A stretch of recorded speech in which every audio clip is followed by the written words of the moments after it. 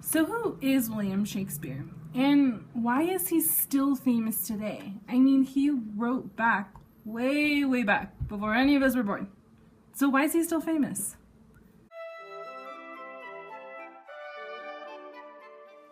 It is uncertain when William Shakespeare was born. However, we do know that he was baptized on April 25th, 1564. He was born in Stratford-upon-Avon, and his parents were John Shakespeare and Mary Arden. During Shakespeare's time, it was common not to know when a person was born.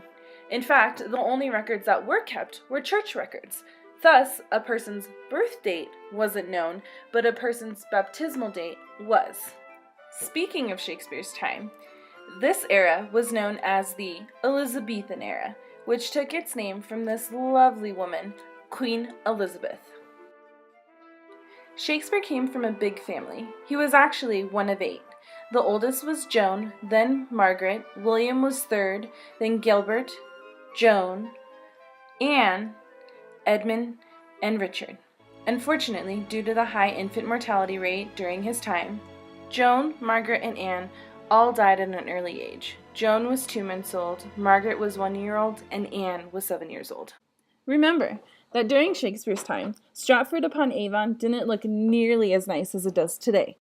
The bubonic plague, or Black Plague, was rampant during Shakespeare's time.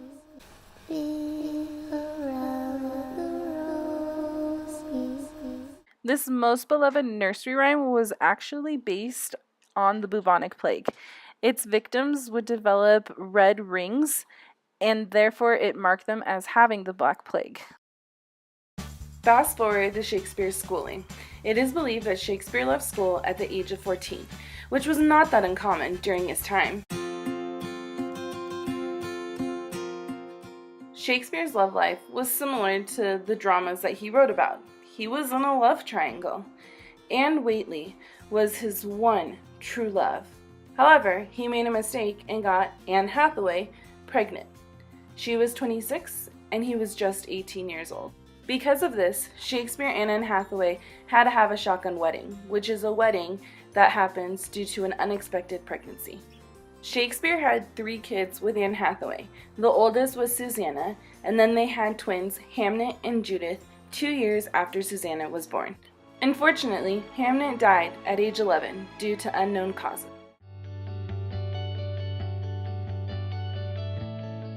Fast forward a bit, and we have here Shakespeare in London, trying to pursue his writing and acting career. Believe it or not, our famous playwright was not famous in his time for being a playwright. In fact, he was famous for being a poet. Though this didn't make him much money.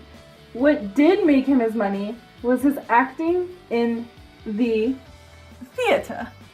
While in London, Shakespeare and a few other actors decided to create the acting company, the Chamberlain's Men, which would later be known as the King's Men.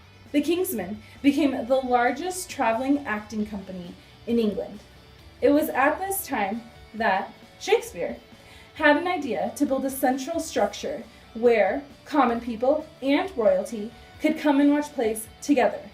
This structure would later become known as the Globe Theatre. Scholars believe it was a 3-story open-air amphitheater with 100 feet diameter that could hold 3,000 audience members.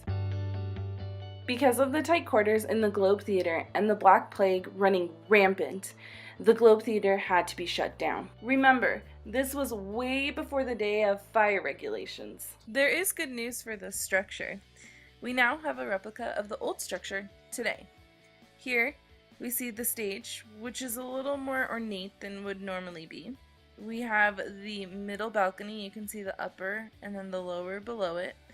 This is where the Queen would come, Queen Elizabeth, remember.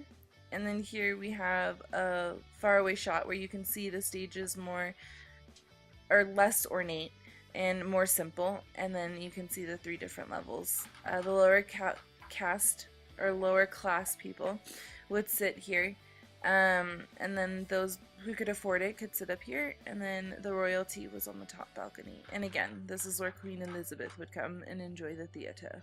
With today's technology, you can go inside the Globe Theatre without leaving the classroom. Here we see the stage. It is not elaborate at all. They did not have the special effects million-dollar movies that we do today. They had to use this thing that we still use today called their imagination. An example of this is fairies flying across the stage with ropes that were visible. The bottom area here was designated for the lower class. The upper class was up in the upper balcony.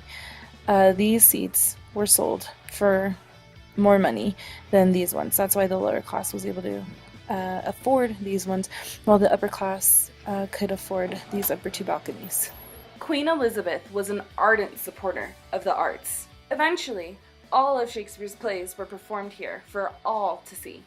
Shows lasted about 2.5 hours. It was against the law for women to be on stage. This meant that young men had to play female roles. Actors were expected to be experts in dancing, fencing, tumbling, elocution, acting, and music. Remember that Shakespeare's plays were performed at the Globe Theatre. These are just a few of the many. Now we get to Shakespeare as the famous playwright that we know today. Shakespeare wrote tragedies, comedies, histories, and romances. Some of the tragedies Shakespeare wrote were Romeo and Juliet, Macbeth, Othello, and Hamlet.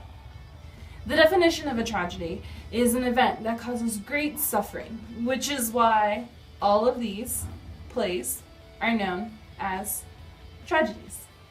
While Romeo and Juliet is known as a tragedy, it is also a romance. Others of Shakespeare's plays have a romantic plot within them and could be considered to be romantic. Shakespeare's comedies were just that, comedy. They were plays that were meant to make the audience laugh and deal with less serious subject matter. With all this information then, why is Shakespeare still famous today? Have we completely answered that question yet? The simple answer is that Shakespeare's plays are still recreated today, just in a different medium. These are just some of them. Others give him even more credit and say that no other stories have been written since Shakespeare. They say that simply everything is just based off of his writing in a different form. You may have noticed that I fast-forwarded through some of Shakespeare's life. That is because there's little that is definitively known about him. The only records that we have are church records and his own plays. While this may be, we still recognize Shakespeare as one of the greatest playwrights in the English language history. We also credit him with adding 1,700 words to the English language, words that we still use today. The History of English in 10 minutes. Chapter 3, Shakespeare, or a plaque on both his houses. As the dictionary tells us, about 2,000 new words and phrases were invented by William Shakespeare. He gave us handy words like eyeball, puppy dog, and anchovy, and more show-offy words like dauntless, besmirch, and lackluster. He came up with the word alligator, soon after he ran out of things to rhyme with crocodile. And a nation of tea drinkers finally took him to their hearts when he invented the hobnob. Shakespeare knew the power of catchphrases as well as biscuits. Without him, we'd never eat our flesh and blood out of house and home. We'd have to say good riddance to the green-eyed monster, and breaking the ice would be as dead as a doornail. If you tried to get your money's worth, you'd be given short shrift, and anyone who laid it on with a trowel could be hoist with his own petard. Of course, it's possible other people used these words first, but the dictionary writers liked looking them up in Shakespeare because there was more cross-dressing and people choking each other's eyes out. Shakespeare's poetry showed the world that English was a rich, vibrant language with limitless expressive and emotional power, and he still had time to open all those tea rooms in Stratford.